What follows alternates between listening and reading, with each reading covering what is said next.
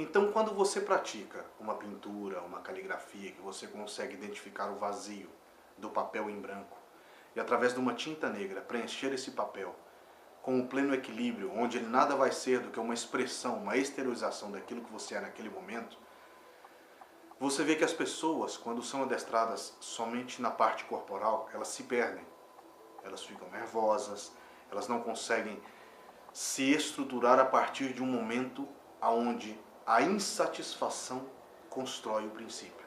Veja bem, quando construímos através da insatisfação, nós digladiamos o tempo inteiro com o que vem a ser o melhor, o que vem a ser o perfeito, o que vem a ser a verdade. Dentro dessa verdade, se você for olhar pela visão do Bumburi-Yodô, a vida nos faz constantes perguntas. E cada vez ela nos pergunta de maneira mais incisiva. Ela nos obriga a refletir dentro de uma perspectiva que nós não estamos acostumados. O Bumburi-Yodô é da mesma forma.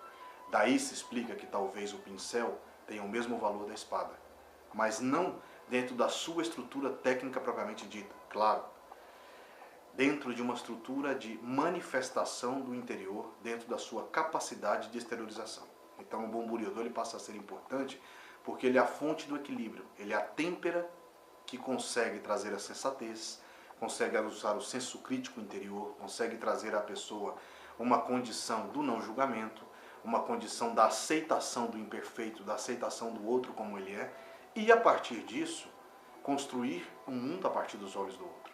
Se você consegue fazer isso, você consegue entender então aonde a outra pessoa está localizada. E muitas vezes ela está estagnada, ou muitas vezes ela está em desequilíbrio. Então o equilíbrio ele não parte de uma ação, ele parte de um princípio, de um entendimento que gera uma ação, mas uma ação coerente, uma ação que nós podemos dizer que ela está constantemente desperta, ela sabe o que existe ao seu redor, ela tem noção do que é a construção do positivo diante do negativo.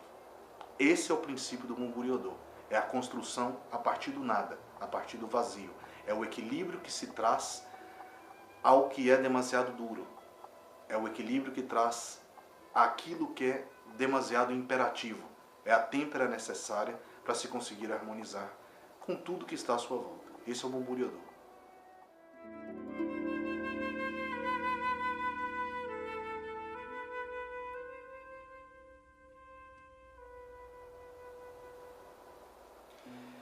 A vida nos coloca constantemente em provas de difícil calibre. Nós podemos dizer que cada um enfrenta o seu drama pessoal diário, alguns em maior e outros em menor escala.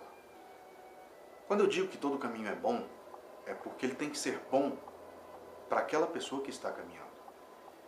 Ele não tem que ser bom para quem está observando ou para quem está procurando estabelecer um raciocínio a partir de um ponto de vista apaixonado. A paixão, como eu sempre digo, ela é um pouco perigosa, porque ela estabelece uma condição apenas de você ver aquilo que os seus olhos querem enxergar. Nós falamos muito em livre-arbítrio, muito bem. Mas o que vem a ser esse livre-arbítrio, sendo que muitas vezes você não conhece o outro lado? Livre-arbítrio é quando você conheceu e provou de duas verdades e tem a condição de escolher qualquer uma das duas sem ofender alguma das partes. Essa é uma liberdade muito importante de se estabelecer. Então, quando nós não julgamos, quando falamos que todo o caminho é bom, é porque nós acreditamos que em cada pessoa existe um tipo de sede. Em cada pessoa existe uma necessidade de beber de um tipo de uma água diferente. Em cada conhecimento, em cada caminho, com cada mestre, né? Cada pessoa vai ter um tipo de ensinamento que vai atender àquela necessidade que ele reclama naquele momento, que ele está buscando. Pode ser que esse tempo seja de um dia, de 2 dias, de 10 anos, de uma vida inteira. Dentro da minha humilde forma de entender a vida, eu acho que nós temos uma vida construída em ciclos. E cada ciclo nós escrevemos uma história diferente. Nós caminhamos por caminhos distintos e aprendemos verdades que vão nos trazer uma condição maior de entender qual a razão de tudo isso. Eu acho que o homem que não reflete, que não questiona, ele está ausente. E o princípio do questionamento, ele deve ser um questionamento imparcial. Ele deve ser um questionamento desperto, com a mente desperta, com as razões que naquele momento estabelecem a sua maior necessidade. O princípio humano hoje, ele transita numa esfera muito difícil, que é uma esfera muito capital, uma esfera onde o mundo é o que é e você só é o que é de acordo com aquilo que você pode oferecer. Nós transitamos muito pelo quiprocó, ou seja, você vale quanto pesa, a eterna relação de troca. E isso gera um eterno descontentamento, porque, claro, a vida não sorri da mesma forma para todos nós.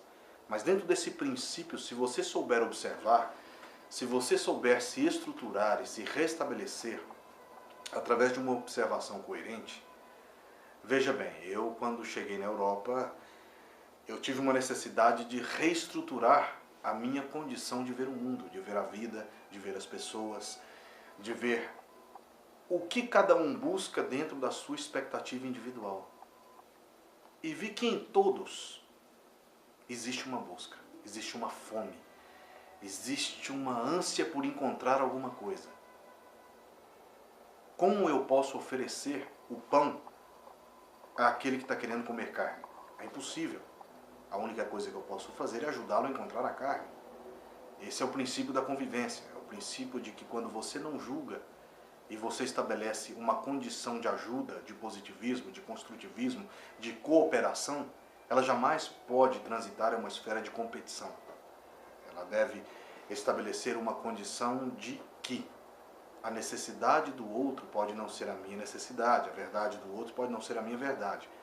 Mas essas duas verdades juntas, elas podem construir através de uma cooperação algo melhor, algo maior, algo necessário a todos naquele momento. Porque sempre existe um ponto de comunhão, sempre existe um ponto onde os caminhos se cruzam e os interesses favorecem a uma comunidade como um todo.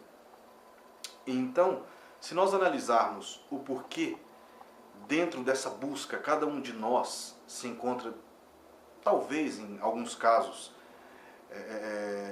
em um instante que podemos dizer infeliz, talvez a grande resposta esteja em primeiro procurar entender o que você busca. Por que tentamos sempre comprar o que é do outro? Por que esquecer de olhar para si mesmo? Por que esquecer dessa estruturação naquilo que você tem? Eu costumo dizer a muitos alunos, né? Por que a grama do vizinho é mais verde? Por que o carro dele é melhor? Por que a casa dele é melhor? O princípio da aceitação, da busca por uma felicidade, ela começa primeiro entendendo o que você tem, aceitando o que você tem, trabalhando isso para que isso se torne melhor. Em todos nós existe uma matéria-prima muito valorosa, depende de como você vai utilizar, que é um dos pontos da diferença entre o conhecimento e a sabedoria. A minha forma de entender, sabedoria é você utilizar bem aquilo que você possui. E tudo que foge a isso é conhecimento, é informação. Agora, como você vai utilizar essa informação e esse conhecimento é o que vai fazer a diferença na sua história da sua vida pessoal.